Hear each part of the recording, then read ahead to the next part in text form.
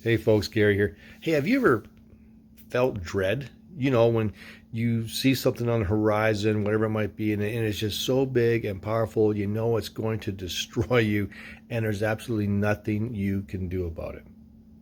That's a horrible feeling. And here's the thing, God doesn't want us to live that way or to feel that way.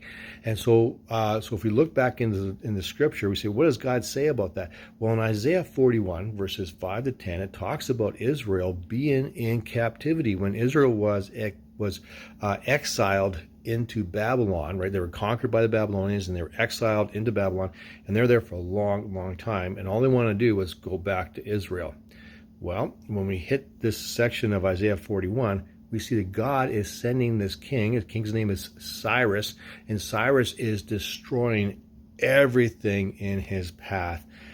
And the people see this, and they're terrified of what's coming towards them. But God has a message for the Israelites in this, right? So let's pick it up in verse 5 to verse 10, Isaiah 41. It says this: the lands beyond the sea watch in fear.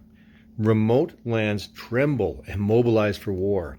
The idol makers encourage one another, saying to each other, "Be strong." The carver encourages the goldsmith, and the molder helps at the anvil. "Good," they say, "it's coming along fine."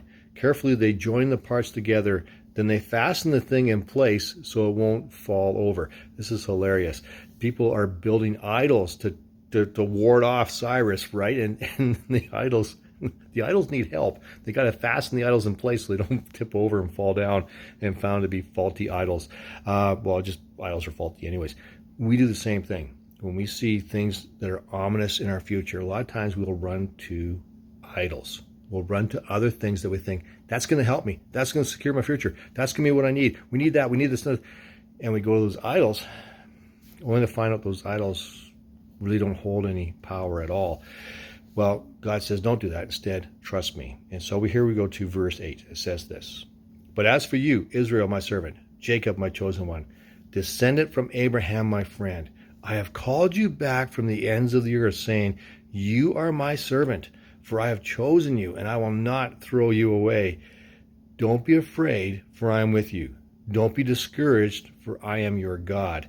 I will strengthen you and help you. I will hold you up with my victorious hand. My victorious right hand. God is saying, don't be in fear. I'm with you. I've got you covered. Nothing's going to harm you, right? God is God, and God has the final say on everything. He's saying, I'm with you. Do not be afraid. What you're fearful of, that's actually going to be your salvation. Because of that, you're going to go back to Israel.